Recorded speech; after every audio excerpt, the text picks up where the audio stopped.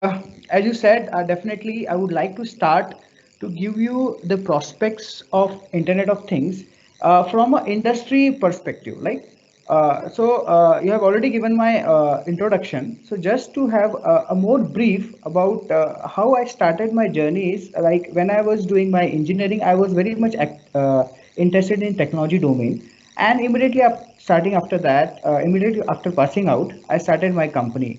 But I realized that there is a lot of difference between what we study and what we apply, and the world of application and industrial world is very hard. They expect us not to just apply theory but to bring up with the products. Okay, so industrial rugged products which should meet all expectations of the industry or the user. So today, I have a lot of experience in working with IoT. My core expertise lie in development of IoT hardwares, embedded hardwares, and we have developed many hardwares, many products that you have already mentioned. So what is that is required when we want to develop such kind of technological products, especially technology like Internet of Things, which are so complex that there are so many domains of subdomains of Internet of Things are created nowadays, and a lot of research is going on. So before I start my session, the most important thing when we get into any kind of industrial product or industrial domain, we need to understand our customer most.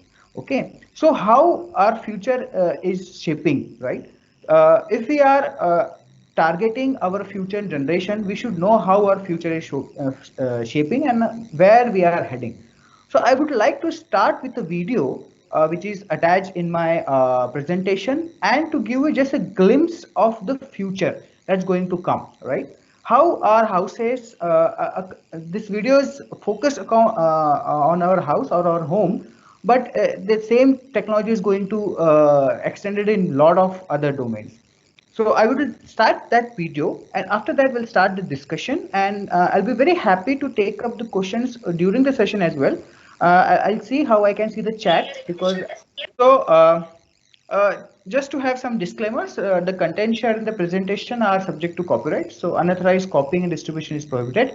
All the videos that I'll be sharing in my presentation are all already in public domain. I'll be providing the link below the video itself.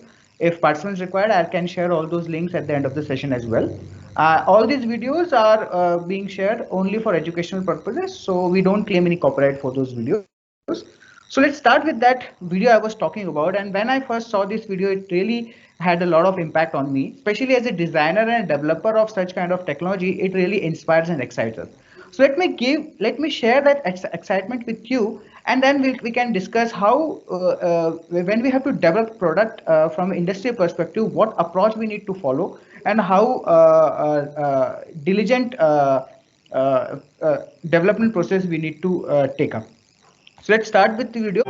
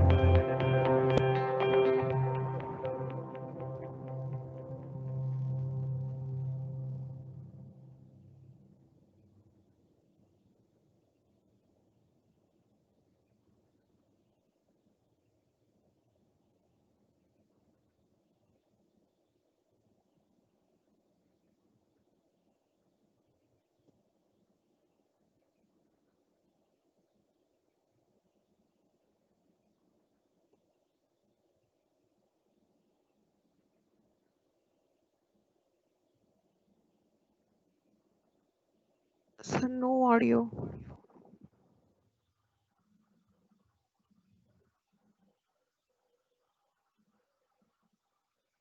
Mode, say unmute your audio. Mode, unmute your audio.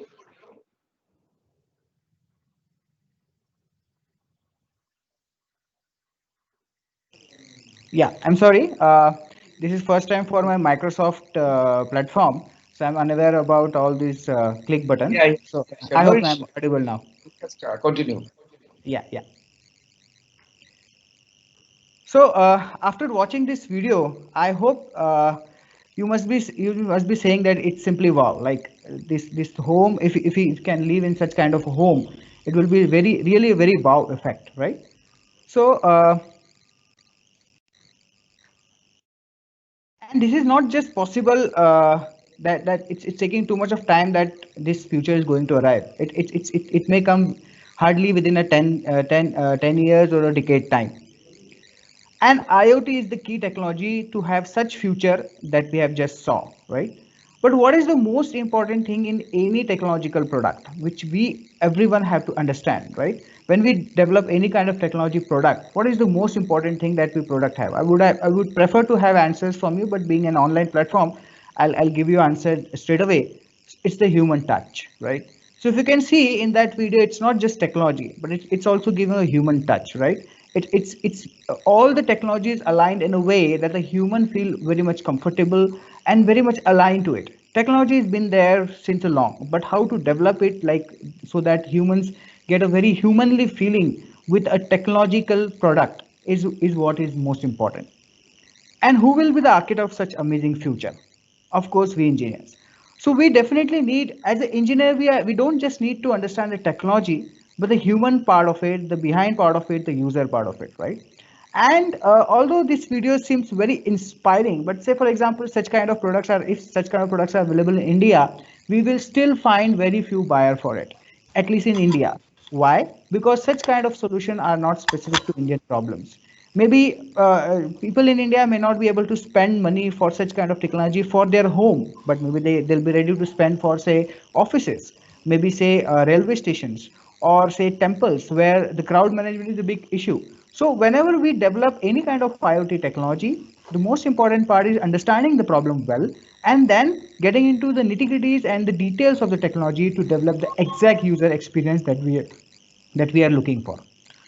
So just to give an overview of what we saw in the video, because that is important. I understand that that video was just for 5 minutes, and I doubt that most of you may not be get all the detailed parts. So I thought that I should cover those detailed parts that so many things are covered in just small 5 minutes video. First, it started with smart bicycles, which were driven by dad and mom, and that dad and mom when enters the home, it automatically informs the home smart home that dad and mom has arrived. And accordingly there are some steps being taken like the kitchen things were automatically started, the oven was started, so it was done automatically. There was smart washrooms in that video, auto lights was there, auto door lock was there, and water heater. We all use water heater in winters, but we have to mix the proper cold and hot water. But and every member of the family has its own comfort level, right? So it will adjust it automatically by identifying the person who has entered the smart washroom. Mom wanted to wake up his son. He's not waking up. She simply scrolls something on her phone and a stereo volume increases and sons wake up. Smart car was there, which was informing the dad, which informed the dad that the fuel require refilling. And if dad doesn't want to get late for the office, he should start early, refill his vehicle, and then go to the office or for his work. There was smart garage in that video. There were many sensors attached in that smart garage, which senses toxic gas and opens the gates automatically. If there is no one at the home, so smart home detects that there is no occupancy and it goes in power save mode, right? When we go to office or when we leave home, we make sure that all switches are off so that there is no unnecessary electricity usage. Smart home will take care of that on its own. Smart office, the dad sooner enters his office, all his comfort and the windows and get open and all those automatic things happens, right? There is auto notification, if you can see, for a conference when you change, right? If there was a team which was sitting together, if they want to change the conference venue, they did not need to personally go and tell everybody. Simply the notification was there. Smart traffic management system was there, which was taking care of auto speed adjustment, right? Your car, you don't need to see the boards, you don't need to see the boards which were informing the speed limits. The car will automatically informed that you have entered a particular speed zone. Please reduce your car speed. Smart restaurant, right? We all want to go our best, our favorite restaurants to have food from that restaurants, and we often face the late in food delivery, or we find that there is a waiting. So we can have a pre-booking system. We before we reach, we book our table, we order our food, so that the time we reach the hotel, the food is ready to serve. Sprinkler repairman wanted to visit the home. There was nobody at home. We always face such kind of problem when there is a courier service at home, and or there is a verification person comes at home, okay, and there is nobody. So that gets a notification here, and he remotely allow the access for that sprinkler repairman. There are other features that were shown, where there were fire safety, flood safety, okay, and such features were there. There was also a smart refrigerator which was informing the mom, which was just scanning the dinner menu, and it found that for the dinner menu there are some stock which is missing, or out of stock, right? So it gives a notification to the mom that these are items are out of stock, please order that. There was smart garden and smart visitor identification system. So there were so many things in that small video which gives us a very good overview of in which direction such smart technologies are moving. So again, I'm sharing one more video, which is related to connected cars, which is going to come in future anyway. There are many things that could be covered in this IoT lecture, but I thought I should give a good overview of how the technology is moving across the world, and then we have to implement all these technologies. What approach we need to follow? So let's have this second video, and then we can discuss about that.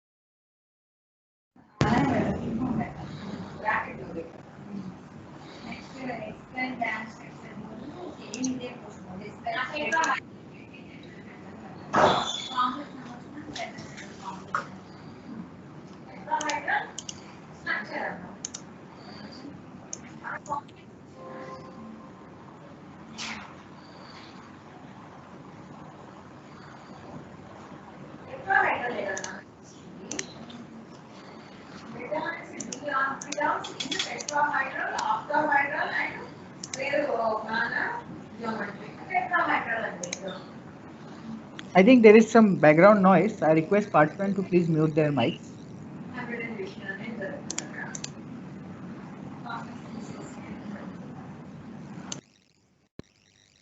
Yeah, thank you.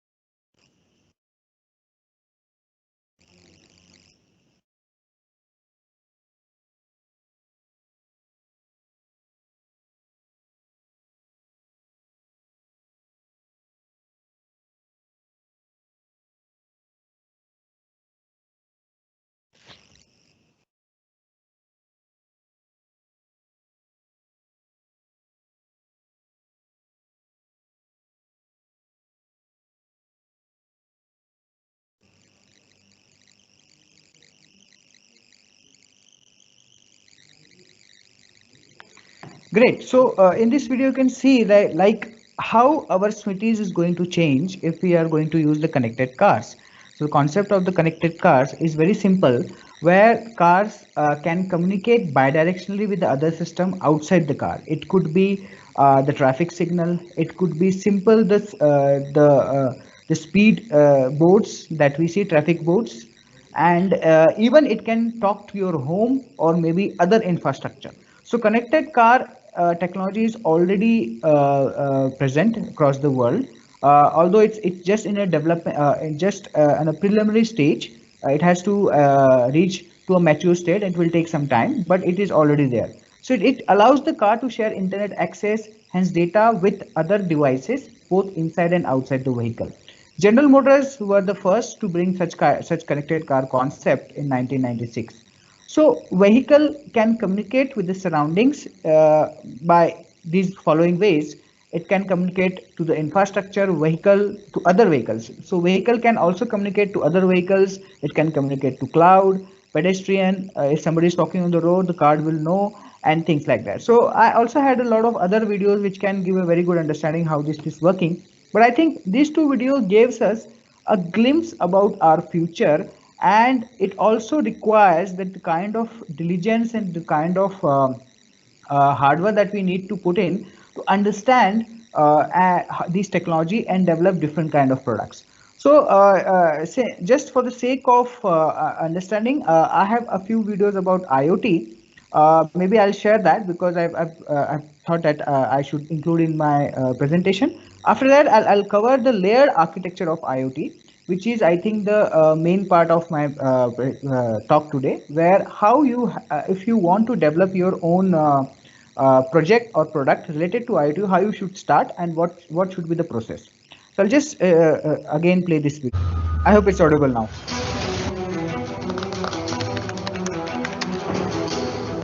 I hope it was audible. Yes, sir. Yes, sir. Thank you, sir. Thank you so much. Okay, thank you. We have all heard of the term Internet of Things or IoT. As it is becoming an increasingly growing topic of conversation, let's try and understand what exactly is Internet of Things.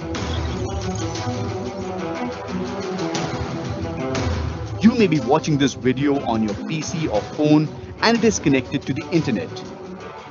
Internet on your device could be connected through broadband or Wi-Fi. Simply put, this is the concept of basically connecting any device with an on-off switch to the internet. There is people-to-people connection, there is people-to-machine connection, and then we have machine-to-machine connection. Internet of Things or IoT refers to billions of physical devices around the world that are now connected to the internet, collecting and sharing data. As the price of processors and wireless networks go down, technology is becoming cheap and penetration of smartphones are skyrocketing. It has become possible to turn anything into a part of the Internet of Things. It is like adding a level of digital intelligence to the devices that would allow them to communicate with a human being or with another machine. And that's not all. According to reports, there would be more than 26 billion connected devices by 2020. That's a lot of connections, isn't it? But why on earth do we need so many connected devices? Let's take another example. Mike has to go for a morning meeting. His alarm clock wakes him up at 7 a.m. and notifies the coffee maker to start brewing coffee. When he goes to take a shower, the geyser was already notified and warm water was available for Mike, saving his time. Mike's car is connected to his calendar and tells him to take the best route to avoid traffic. If the traffic is heavy, his car might send a text to another party notifying them that Mike will be late. The Internet of Things can be applied to transportation, production, smart cities, and many other projects, saving us energy, time, and reducing waste. We are yet to completely understand how Internet of Things will impact our lives. What would be the opportunities and challenges that will come with it? For now, the best thing that we can do is to educate ourselves about Internet of Things because IoT storm is here to stay And the new rule of the future is going to be anything that can be connected will be connected.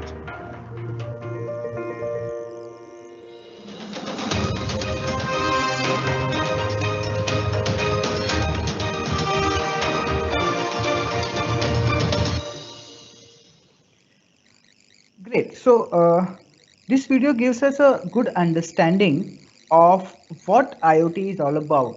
So a few words about this video, which I'm sharing here is, IoT is going to come like a storm, right? It's going to capture everybody, like all our surroundings very soon. Like internet did the thing, like before internet, we couldn't even imagine our world would be so connected, and after IoT the things will change a lot. uh, we all are no, connected with internet, right? But presently we are connected with internet with very few devices, like your laptop or mobile phone are the only way you are connected with internet. But IoT is taking this thing beyond that, and we'll see how it is going to do that. So video also concluded that anything that can be connected will be connected. So whatever you're seeing around you, any device, anything will be connected. And that the first video I shared about that smart home was the best example, that you can see that almost every device of that home was connected to this internet technology. So what is this internet technology all about, right? I'm sure that other speakers might have spoken a lot about internet technology and IoT technology and its definition, but I would like to draw everybody's attention how this technology came to this stage that it is here today. So the story and the story of IoT basically started with internet. We all know internet, we are all connected with internet. So what is internet? Internet is basically just a global system of interconnected computer network using internet protocol to communicate between networks and devices. So internet is simple way of digital communications between devices. It is as simple as that, right? uh, Internet was never developed for such advanced and such a large scale use. It was developed for a very basic need at that time, which was felt like exchanging the emails, right? But now we are see the whole world is living on internet right now. But still today we are connected with internet mostly by only two means, and that is one, your laptop screen, maybe on which you are watching this my lecture, and other is mobile phone.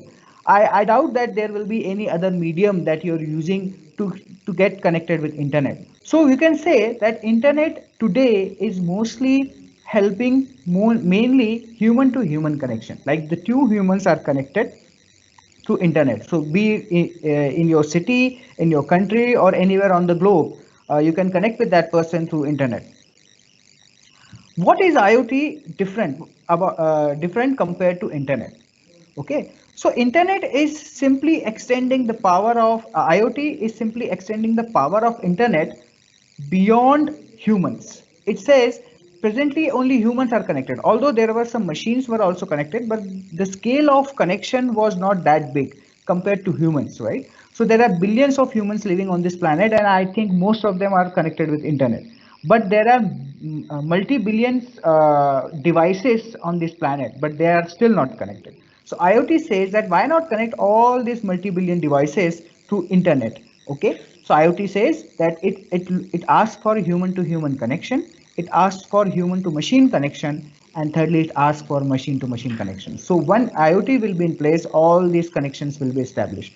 Or in simple words, if you have to understand, IoT talks says that all the devices around you can talk to each other. A refrigerator can talk to AC, a light can talk to your fan, it can talk to you, it can talk to anyone. So internet is extending the IoT is extending the power of internet to all the devices, and now we can think of lot of applications coming out of it.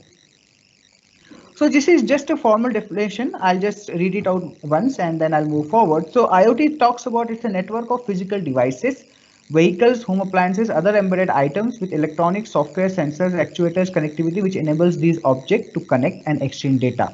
So IoT says that it is a network of physical devices. The IoT talks about hardware. Internet was all software.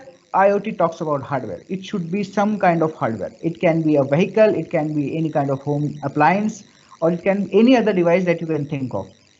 and it must have electronics inside it, software inside it, sensors and actuators. Actuator is a term used for any kind of actions, like fan is basically an actuator, and it should have some kind of connectivity where it can exchange data. So any device which can be connected to internet can be potentially called as an IoT device. There are few definitions from standard organizations, like IEEE defined IoT as a network of items, each embedded with sensors, which are connected to internet. So it's very simple and very basically they're saying that network of items means there cannot be just one item. There has to be many items. So like mobile phone and laptop is there. It's not just two you're using. You should use all the items around you, and it should have some sensors into it so that it can capture data and it is connected to internet. Any kind of such products or devices are basically IoT devices. Internet Engineering Task Force has defined IoT as the basic idea is that IoT will connect objects around us to provide seamless communication and contextual services provided by them. So it's again the same thing in a bit broader words, IEFT has defined. And legal scholars suggest that for things, again, there are some legal scholars suggest that it means it is an inextricable mixture of hardware, software, data, and service. So in IoT, internet we all know, but for them, things is a hardware which must have some software inside it. It should have data and it should provide some service to the user. So any such thing can be considered as a things of IoT.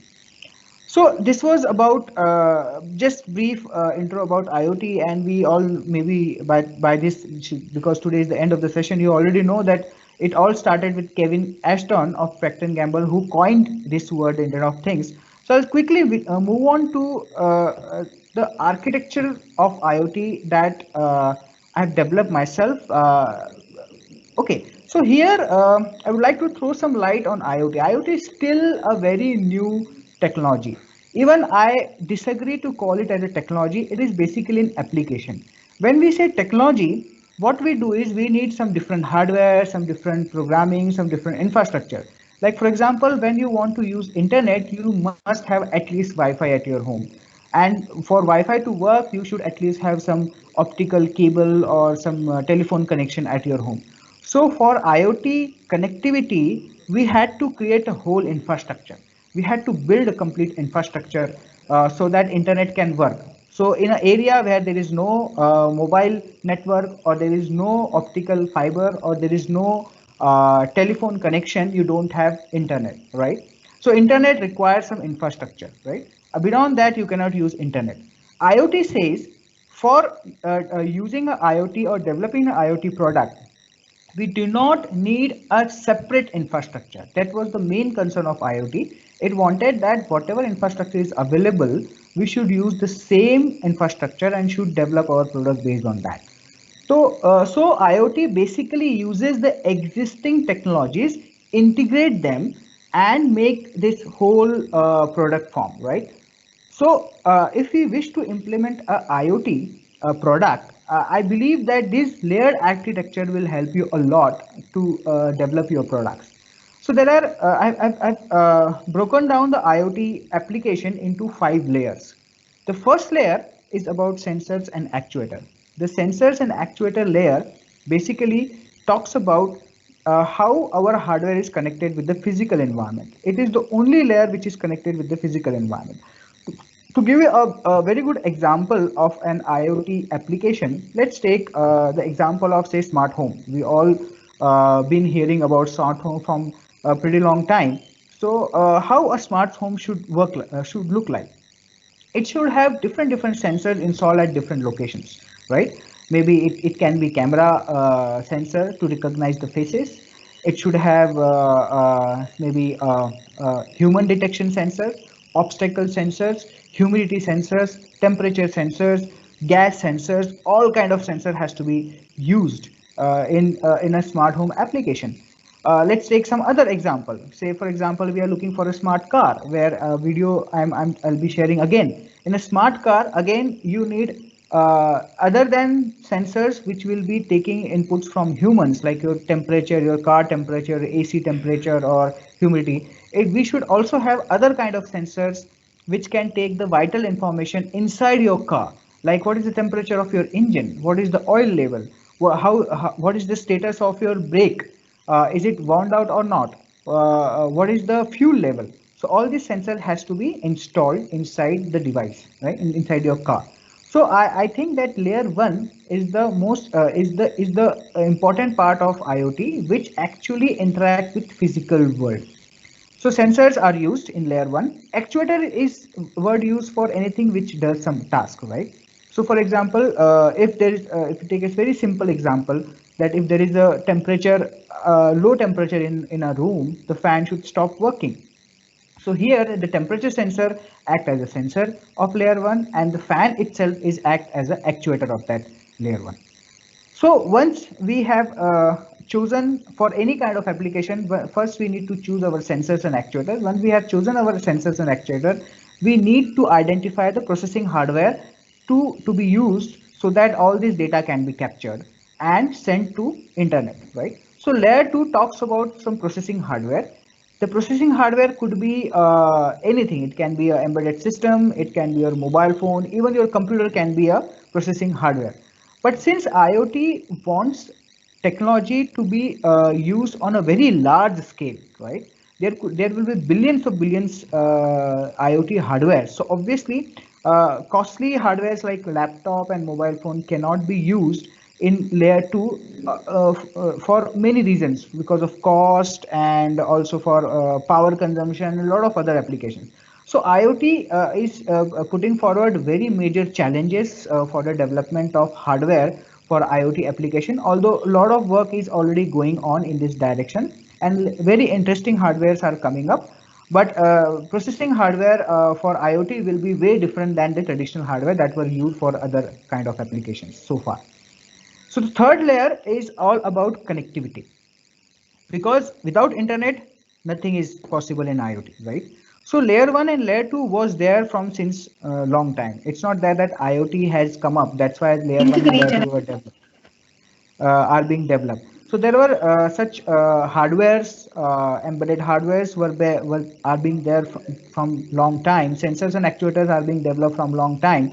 What is new has introduced is the connecting all these hardware with internet. So it seems very simple, like we already have Wi-Fi. So what's big deal about it? We can use Wi-Fi and can connect all these hardware to Wi-Fi and connect them with the internet. But what IoT says that these IoT application may not be just in your home or maybe in industry. It can be in jungles as well, right? For example, you want to track the movement of tigers in some forest, right? And tigers are obviously in jungle area where there is no tower connectivity, there is no phone connectivity. So how your IoT hardware will work in that area? Moreover, like whatever hardware we use, they need to be recharged, right? Mobile phone has to be recharged every day. Your laptop cannot run on battery more than few hours.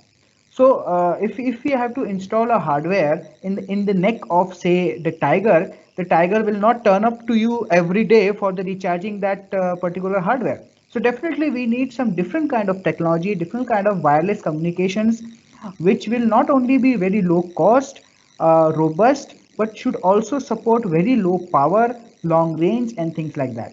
So IoT put forward some real challenges for internet connectivity. So there are a lot of options being developed nowadays, which works on very low power, long range, short range, and a lot of wireless technologies are being developed, which I'll be talking in brief in subsequent slides. So this is about layer 3, how your hardware, your IoT hardware is connecting with internet. It's not just Wi-Fi or 3G, 4G connectivity. There are many other options that needed to be explored. Fourth layer is about server and clouds. So all this data is collected, right? So we know that world, everything is about data, right? We are using Gmails, we are using a lot of services of Google. Google knows what we are, Google reads our emails. We all know that Google reads our email.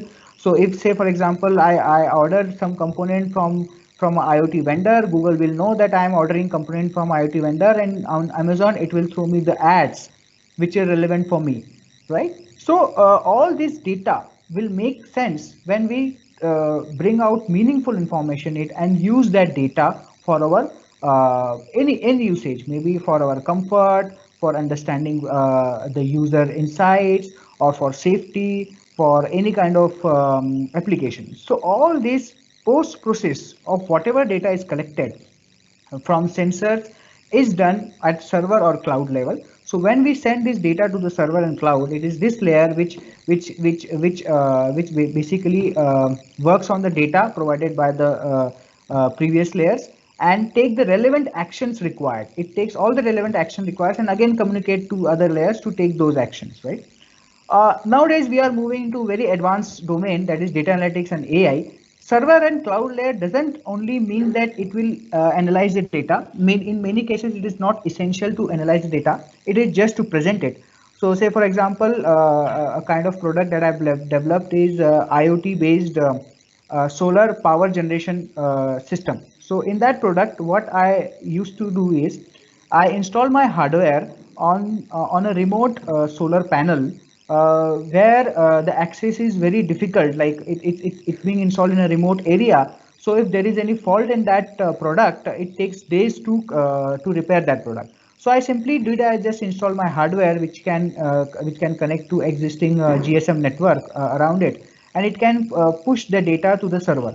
At the server, we can see that whether the data coming or not, what kind of data is coming, how much power is generated by solar panel, and if the solar panel is not functional, we'll get a notification immediately. And also we can take some actions on the solar panel, like if you want to wash the solar panel or if you want to clean it up, we can send some notification to the guard if there is some guard around it and things like that. So all these things can be done by server and clouds or website. So layer 4 talks about all those applications. Layer 5 is basically advanced layer, which talks about data analytics and AI. So we all know that artificial intelligence is going to come up. So one example I'll give you, this was some industry person who approached me for such kind of product, although we refused to provide that product because it was too way difficult for us. So what they were looking for is predictive maintenance, right? There are machines, there are industries which are working 24/7, right? And the cost of a failure of a machine could be in crores even if the plant is shut down for may of 1 or 2 days, right? So machines bound to fail because machines are after all machines and they'll fail at some point of time, right? So predictive maintenance is important. We maintain those machines and still there are failures. If we install a lot of sensors on such machines, capture that data and use artificial intelligence to predict when that machine will fail, the engineers in that particular industry can work on backup plans and also have some predictive maintenance or engineer already deployed so that failures is minimized. So all those things are the advantage of AI, which can analyze the data in a way that it can even predict the future failures of such hardwares. So these are the all 5 layers. So let's discuss these layers one by one. Although I have very lot of things to cover, and just 1.5 is a very short time to discuss a lot of things, and I definitely want participants to have questions because if you are working on real world hardware, you may be having questions which may not be related to the presentation. So feel free to ask the questions after this session. I'll try to cover as much as possible in the slides, and then we can take up the questions. So let's talk about the sensors and actuators there, right? So sensors, this is the only layer. So when you develop a IoT product, what basically happens, the approach in academic and approach in industry is completely different.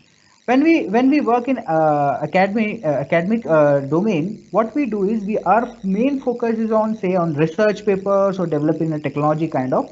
While when we talk about industry, it has to be a fully functional product with no errors and properly working in proper environment, right?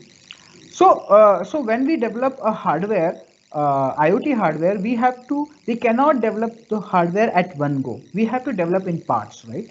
So one by one, we have to develop the parts. We have to check if that part is working properly or not. Then only we have to build the whole part. Many developers I have seen what they try to do is they try to develop the complete product at one go, and obviously they'll fail, or at least will face a lot of problems, because in hardware it's very difficult to identify the exact problem or failure that has come up. So it's best is to implement in a layered approach. So sensors. So when we develop a IoT hardware, we must identify the kind of sensors that we require, right? So what sensor we should use, and also the power consumption required for that kind of sensors. So like for example, if we go for industrial application, the power will not be a concern, because what we are doing, we are installing hardware to some physical location where the power is easily available. But if we are installing those sensors on a car, or maybe we are installing a sensor on a solar panel, 100-watt solar panel, which is so constrained that it has to run a pump, right? A water pump, and if that water pump require a lot of energy, there may not be sufficient energy available to our sensors. So we have to pick the type of sensors that we need for our application, also the power consumption and other aspects. Also in most applications, we also want to take some actions, right? So if say for example, we are talking about smart farming. So smart farming is we are putting sensors in the fields, we are checking the water level, the moisture level, the humidity level of the soil, and based on that we are putting on the pump. So pump here act as an actuators, right? So usually sensors are broadly of two types, based on their connectivity with the hardware. They are digital sensors and analog sensor. Digital sensors simply give on-off information, while analog sensors give some voltages and currents based on some input. So say for example, if you want to measure temperature, so a sensor may give a voltage, say 0.23. 0.23 here means 0.23 volt. So 0.23 volt here means it is 23 degrees Celsius. So we have to take that data, that voltage, we have to read that voltage and convert it into proper temperature, and then we have to pass on that data to server and things like that. We cannot directly pass those data from sensors to servers as is. So this was about sensors and actuators. Now again, I have a small video which will show you how sensor technology can help the maintenance of our car a very easy thing. Right now we all are troubled a lot about with the maintenance of our car. We have to go for regular servicing and things like that. We go on a long trip and there our car fails. So if we have a IoT enabled sensor technology enabled car, how it's going to benefit us, this video is giving us a very good view about that. So let's see this video. Please let me know if there is no sound. I'll check, because I already clicked the sound button here, but maybe some technical problem, it was not sharing the sound. So please let me know if sound is there. I'll start playing the video.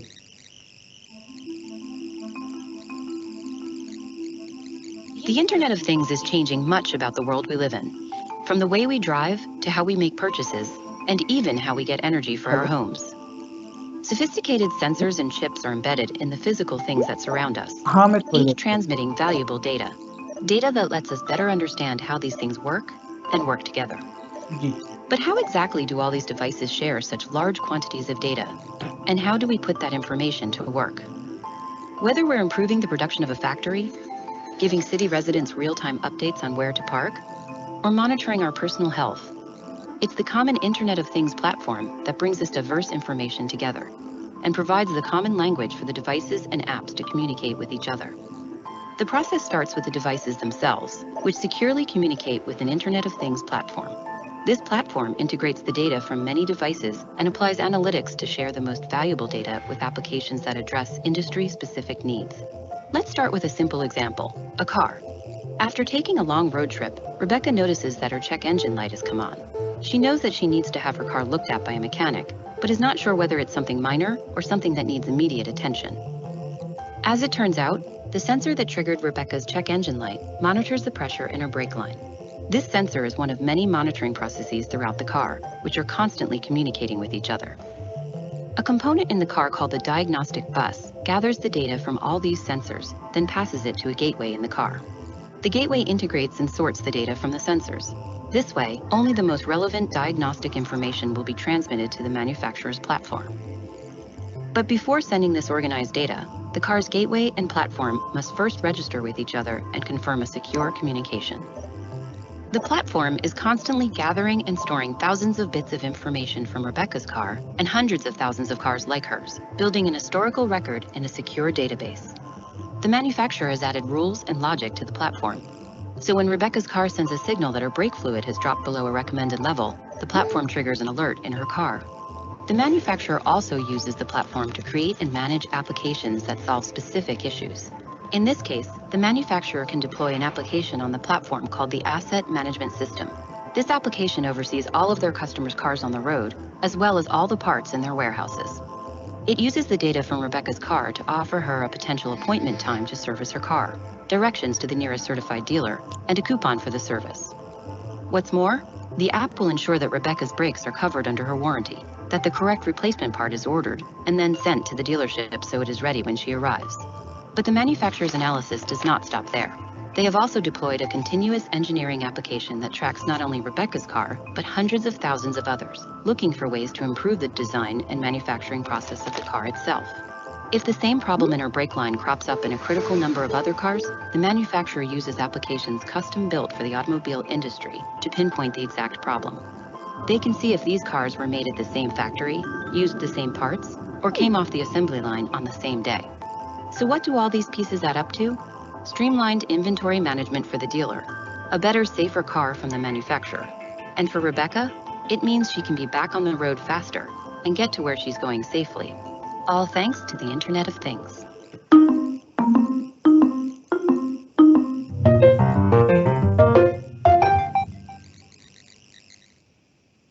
Okay, I'm just checking if my voice is audible to all of you. Yes, it is audible. Yes, sir. Okay, great. You are audible, So, sir. okay, thank you so much. So, what we saw in that video, I'll just give a brief about what we saw in the video. So, in that video, what we saw, that car has a lot of sensors inside it. That those sensors are capturing the data and sending that information in real time to the servers of that car manufacturer or anywhere else. And there's some problem coming in the car, so it's giving an indication to the driver that you need to go to the service center and check out if their problem is there. Before that, car owner reaches the service center is already informed what type of problem is there in the car. And not only that, service center has already ordered the component which is required if it's not available in their inventory, because since it's connected system, IoT system, so they already had all that information, that what type of problem is there in that particular car. Thirdly, so there are two benefits we see in this system, that the driver did not need to wait for car to get repaired, because a lot of things were already prepared before the driver arrives the service center. Service center people, it's easier for them because they don't have to check what the problem is, and a lot of issues are solved at their end only. Even the manufacturer of the car are also benefited out of it, because since they have a lot of information from different cars, and they can use that information and check whether the problem that was faced by one car is same in other car in some other area. They can also make meaningful information out of it, that whether that problem is because of some vendor problem, because most car manufacturers source their components from different vendors, or car design, there is some problem with car design, so we need to improve the car design. So a lot of such information will go to the manufacturer, and manufacturer will also be benefited out of it, because it will be able to manufacture better car, and it can improve in the design, and it can change the faulty parts in future. So you can see that by using this sensor IoT technology in the car itself, the maintenance part is very much reduced. So this was about layer 1. So layer 2 talks about the hardware, processing hardware that has to be installed inside on using these sensors. So as I said that say there are the information coming from sensor is a bit raw. Like for example, if you want to measure the temperature of a room, a sensor may be giving you 0.23 volt. 0.23 volt will not make any sense to the user or the customer. So the processing hardware basically converts that value into meaningful value, and then it sends to the servers. So this layer collects information from sensors of layer 1 or controls the actuators of layer 1. This layer may do some kind of data processing. As I said, it will convert 0.23 to 23 or things like that. Then this layer transfer this process data to connectivity layer, right? So this data which is being processed by this layer will be transferred to the next layer, connectivity layer, which will forward this data to server. In most cases, this layer are made up of low power embedded system, right? So as I said that in most IoT application, low power embedded systems are used. Some examples are microcontroller based PCPs, Arduino, Raspberry Pi. So these are some of the examples of processing hardware. Although especially Arduino, Raspberry Pi are not used on industrial domain, but as a beginner level or somebody who is working in research domain, these are a very good platform where you can develop your prototypes, and then for industry level, then you can switch to industry grade microcontrollers. So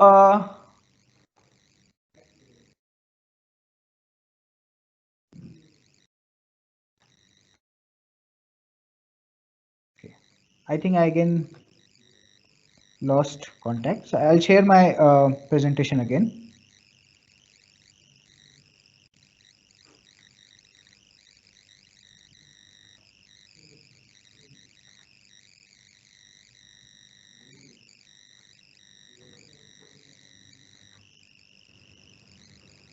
Okay, fine. Okay, so there are many popular hardwares for application for this second layer 2 processing layer. Commonly, maybe many of you might have heard about that are Arduino and Raspberry Pi. And there can be also microcontroller based custom design hardwares on which we here work on.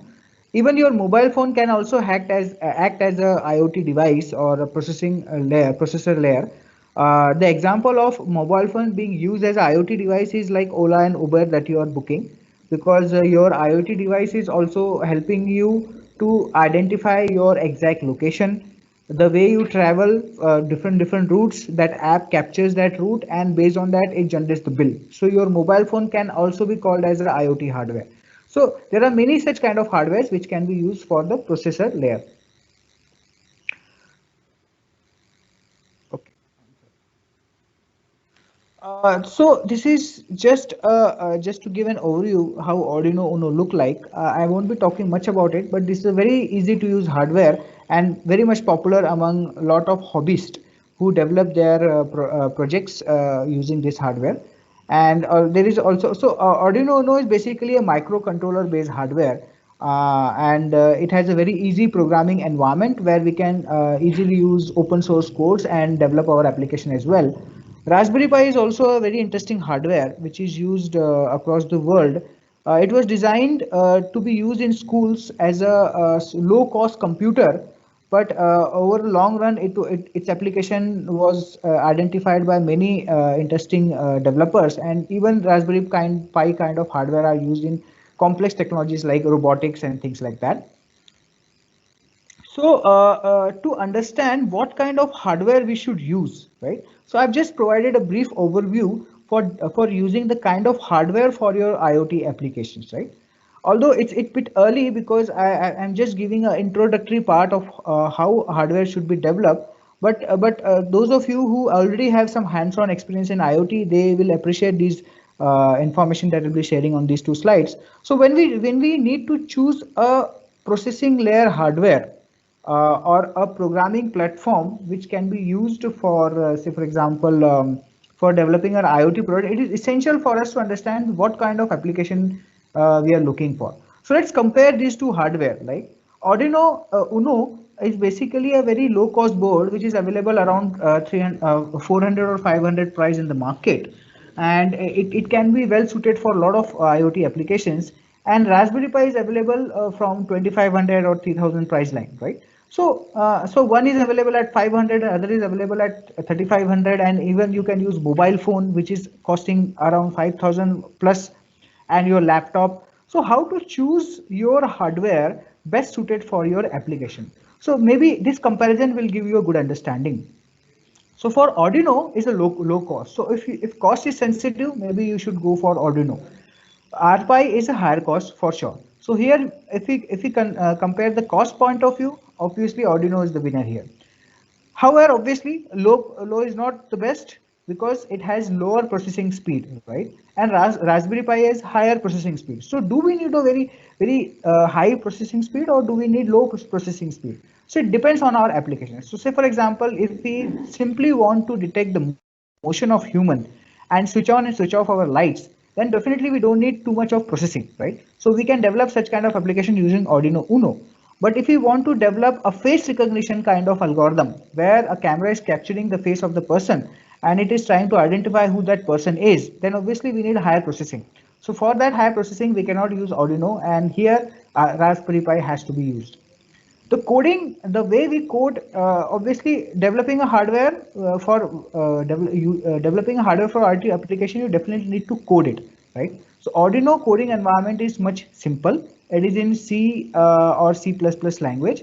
RPi requires some knowledge of Unix commands and Python at least to work on this platform. Arduino do not support multitasking, right? So multitasking may be a requirement for complicated IoT applications, but most applications that we see around are not that complicated. So Arduino doesn't support multitasking, means you cannot run two programs at a time in an Arduino. There can be only one program running, right? However, Raspberry Pi can run multiple programs. So what do we mean by multiple programs? Like in a mobile phone, we have a lot of applications like Facebook, Orkut, or your WhatsApp and things like that. So they are running parallelly, right? So that is because our mobile phone supports parallel processing or multitasking. However, Arduino do not support the multitasking. So if your application require a multitasking, you definitely need to use a processor which has an operating system into it. So obviously Arduino do not have an operating system. Raspberry Pi has an operating system. So it depends based on your application whether you need operating system or not. In general, hardware without operating system are very low power because operating system has its own power consumption overheads. And RPi has a OS, so it consumes more power. Arduino do not have advanced features like Wi-Fi. Inbuilt Wi-Fi is not there. Externally we can connect. USB port is not there. Externally we can connect. However, Raspberry Pi supports a lot of advanced features like Ethernet port, USB port, Wi-Fi, inbuilt Wi-Fi connection. You can connect your mouse and keyboard to the Raspberry Pi, HDMI port and things like that.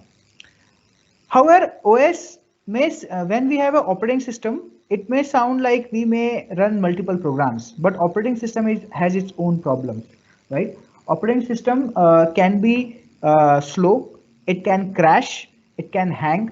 However, in general, hardware without operating system do not hang or crash unless there is some coding error. If there is no coding error in your code, usually they do not crash. However, in operating system, even if your code is fine, because some other program has malfunctioned, your software may crash, right? So such problems are there with OS based and non-OS based applications. Arduino is a very low processing hardware, so it doesn't support image processing. RPi supports image processing. It has a C, C++ environment, and it has Python, a high level language environment like Python. So this was just a brief overview about two hardware. It's not just Arduino, Raspberry Pi I'm talking about in general. So whenever you're developing your IoT hardware, you should choose your hardware properly. It's not that something is available, you should choose it anyway. Okay. The next layer is connectivity layer. In fact, in IoT, this layer is very important, both because it is the only layer which connects your hardware with internet, and also IoT puts forward some very serious challenges on this connectivity, right? So let's talk about how this connectivity layer works in IoT. Connection to internet can be either wired or wireless. So if you want a wired connection, we can connect through LAN or Ethernet like we used to do in our computer. If you want a wireless communication, we can connect through Wi-Fi or Bluetooth or things like that. And it is obvious for all of us, since there will be so many IoT devices in future, a wired connection is impractical because we do not know where IoT hardware will be implemented, where it will be installed, whether it will have sufficient power or not. So in future, wireless will be the main or key criteria for wireless connectivity, for internet connectivity. So again, wireless can be of two types. Wireless connections for our IoT can be of two types. One, it can have a direct wireless connectivity. Direct wireless connectivity means our hardware can connect to internet directly. So some options are Wi-Fi, where Wi-Fi can be used directly and we can directly connect to internet. GPRS 2G, 3G, GPRS is 2G internet option, 3G internet connection, 4G internet connection, 5G internet connection. So these are some of the options where we can connect our IoT hardware directly to the internet. However, in many applications, even using direct connections may come costly, right? Installing a Wi-Fi in all the IoT hardware may have a lot of cost involved. Also, we will have to provide a Wi-Fi network with a very long range. So say, let's take an example. We are working on a smart campus, right? We are talking about a smart, NIT campus. So in that campus, if we want to install our IoT hardware with different locations, and they are based on say Wi-Fi, then we must provide a Wi-Fi connectivity across a large campus, which again will involve a lot of cost. So there is an indirect wireless connectivity option on which I am particularly working on, and there is a technology I'm working on is 6-LoWPAN technology, where what we do is uh, all the IoT hardwares that we are installing in a considerably large area, they create their own wireless network. When they create their own wireless network, they can talk to each other, right?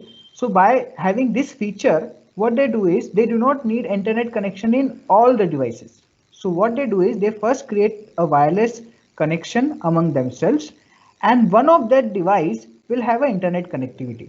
So one through that single device, central device, they can connect to each other. So this kind of indirect wireless connectivity option is very popular in IoT, and I'm particularly working on this domain. So there is a word used for this kind of network, and that is called wireless sensor network, WSN. And the hardware which is used, IoT hardware used in wireless sensor network is called LLN, which is named as low power lossy network. So give you a more better understanding of what is a direct connectivity and what is indirect connectivity. I'm just mentioning here on this slide. So for direct connectivity, our IoT hardware is directly connected to internet through any means.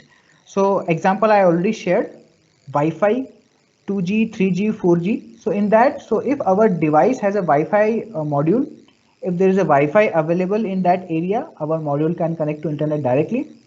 If Wi-Fi is not there, but 2G, 3G, 4G network is available, then we can have a 2G, 3G, 4G modem in our device, and using that we can connect to internet. But again, such devices are costly and consume a lot of power.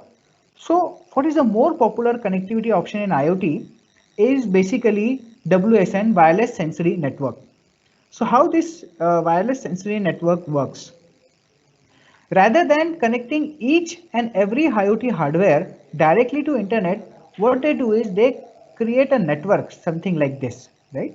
So this is a network, 6-LoWPAN network. So 6-LoWPAN stand for IPv6 low power wide personal area network, wireless personal area network. Okay. So I won't be talking in very detail about it because we anyway have very short time. So here what we do is we create a wireless network, a personal wireless network, which is not Wi-Fi, which is not any kind of standard network. It's a personal network. And so these hardwares can talk to each other using their own personal wireless network. One hardware, which is also many times known as edge router or a gateway module, which is connected to any form of standard internet options, maybe it Wi-Fi and 3G, 4G and so on. So again, taking the example of smart campus, if in smart campus we are working on a smart street light concept. So if we have say 100 street lights in our campus, providing Wi-Fi network to all the street lights will be a very difficult thing, right? So what we will do is we will install a hardware in all those street lights which will work on 6-LoWPAN network or any local wireless network in which they will connect to each other using their local wireless network, and one module can have a internet connectivity either through a SIM card or maybe through a Wi-Fi. So just using that one hardware, all hardware are connected to internet, and then we can control such kind of smart street light in our campus using such technology at a much considerably lower cost and even more efficient way. So this is an example of indirect connectivity.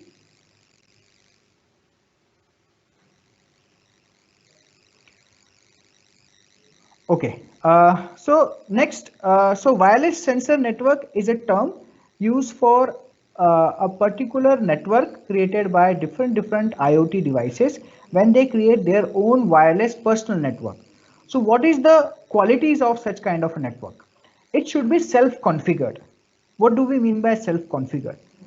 Let's take an example here. I'm going a little bit technical here.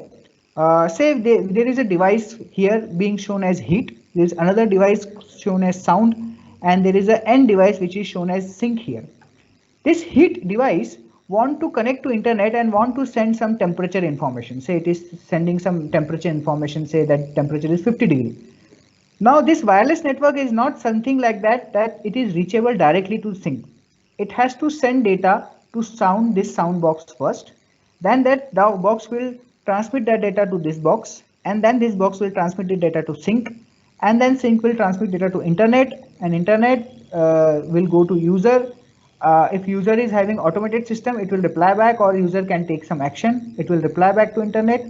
Internet will reply back to sync again to this box, then sound box, and finally to heat box. So this whole process has to be followed.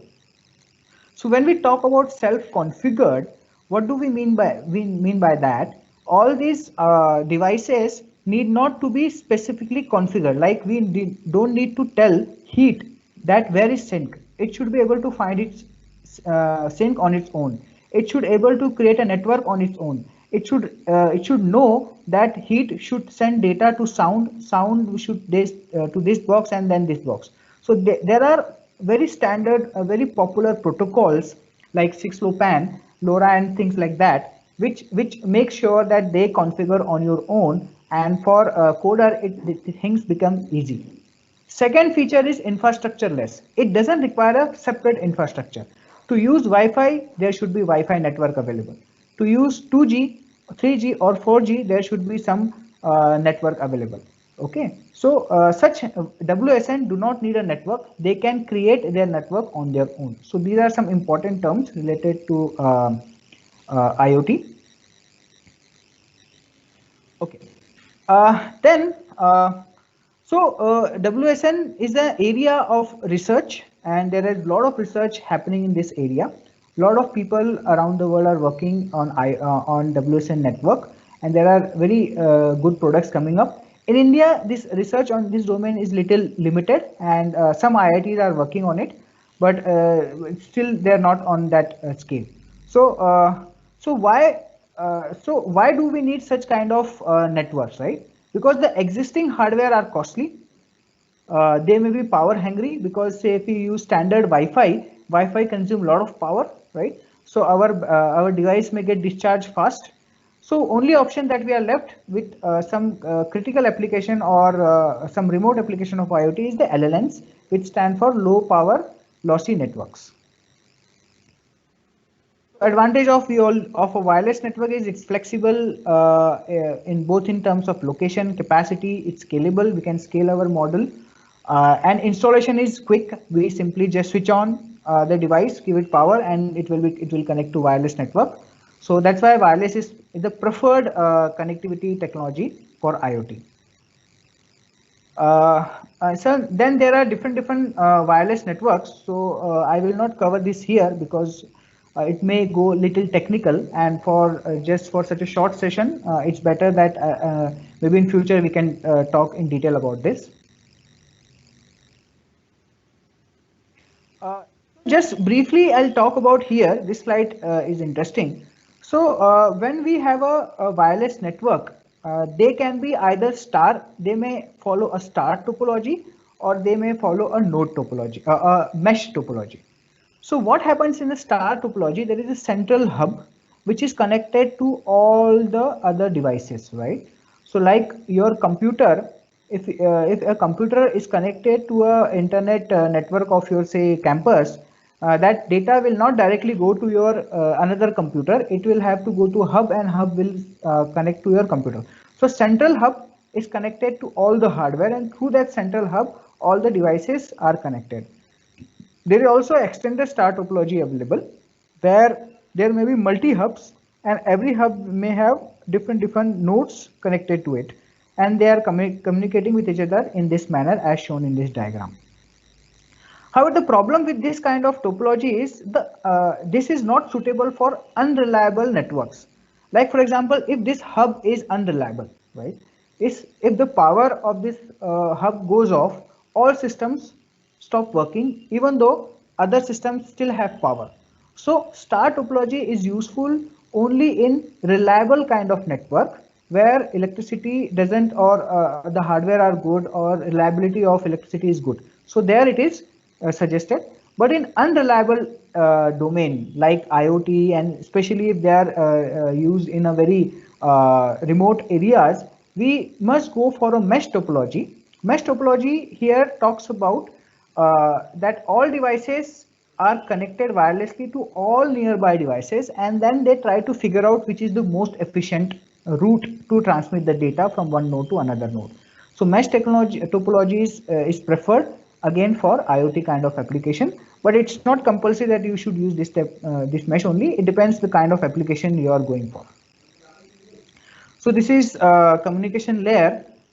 Just briefly, I'll talk about how IoT is little bit different from normal networking stacks, right? So here you can see there are special stacks developed for IoT, like 6-LoWPAN stack, UIP, RPL, UDP socket, TCP sockets, right? So these are some networking protocols specifically developed for IoT applications. Again, there is a one whole lecture possible on each and every topic which you can see here. I'm just giving a brief overview, like when you are using your hardware, IoT hardware, how you are connecting that hardware with internet. It's not as simple as just providing a Wi-Fi. There are a lot of complicated wireless communication technologies and network stacks being developed for such kind of communication. Then the last layer, because I won't be talking too much about AI and data analytics layer, because that is already a standard, and maybe people from strong IT background can talk much more better than what I am talking about here. So I'll talk about layer 3 and layer 4. So layer 3 and layer 4 includes layer 4 and layer 5 basically includes servers, clouds, and AI and data analytics. So servers and clouds, the example of such layer will be Amazon Web Services. AWS, all of us must have heard about. So AWS is basically a cloud service. Cloud is nothing else, we know that where we send our data and it responds back. So it provides a lot of services to us. It can be analytical services, simply data storage, database service, a lot of services provide. So Amazon, say AWS kind of services are basically invisible to us. We are not able to see it, right? But we can interact with such services through website or user interface or app and things like that. So all these IoT applications are ultimately being developed for some kind of user. Okay, and user should be able to see what is happening, what action I need to do. So in the video that I shared in the starting, that was talking about the notifications. So notifications were sent to the mom, dad, and other users on their mobile phones. So the app that we are developing on our mobile phone are basically form a part of layer 4. So some examples that I said is AWS, Microsoft Azure, UbiDots, and ThingSpeaks. So UbiDots and ThingSpeaks are some platform which you can use for your IoT application, because they provide some limited free services. However, AWS and Microsoft also have such free services, but they require credit card or some kind of support. So the job of layer 4 is to analyze whatever data is being sent by IoT hardware to this layer 4. Layer 4 should analyze it and present that data to the user in the form of graphs, plots, notifications, or things like that. And also user should have some controls through which users can take actions based on the notification that is received. Like again the dad example, dad saw that some repair person has arrived at home, and that repair person shared a barcode which authenticates that repair person is authentic, and then that took an action, click a button that allows access to that particular person. So layer 5 is about data analytics and AI. I might have forgotten that layer 5, forgot to mention that layer 5 is optional in IoT, but up to layer 4, all 4 parts are essential. Otherwise, we cannot call that that complete application as an IoT application. So technologies that are involved in layer 4 and layer 5 are like internet protocol. So internet protocols forms the backbone of all this technology. And on this internet protocol, TCP/IP is developed, UDP is developed. Okay, so UDP is a lightweight but unreliable communication method using IP. TCP/IP is basically heavy, much heavier, but it's a reliable communication technique. Based on TCP/IP and UDP, some higher level protocols are developed like HTTP, COAP, and finally MQTT are also is particularly popular nowadays, which is still based on TCP/IP, but it's much reliable and faster compared to other services. So I won't be getting into too much details of all these technology, because this is just an introductory session, and so okay, so now to get start with IoT, if you want to work on some IoT applications online, there is a good platform available, which is not basically for IoT application, but overall for circuit design and things like that. But it's a good tool to at least get started with some idea of sensors and application and actuators that are there. So Tinkercad is the name of that platform, which is a free online 3D modeling program that runs in a web browser, known for its simplicity and ease of use. Right. So you can simply browse and search on net about this Tinkercad, which is good for educational purposes, and you can also develop a lot of your ideas on this platform. You can also use for classroom as well. It supports 2 types of simulations, 3D design and circuits. So you can develop your simple 3D designs on this platform, and if you have a 3D printer, you can also print it very easily, because there are also options available inside that platform to deploy your designs to 3D printer. And also you can simulate circuits. Those circuits, like there are many circuit designing softwares available, but they are not as the graphics part is of Tinkercad is really very cool, and it's especially for teaching purposes. I think it will be a very good platform to share all those projects ideas, where you'll also get a good understanding of how to code your hardware as well. Okay. So I think being an introductory session, and I've already taken a lot of time,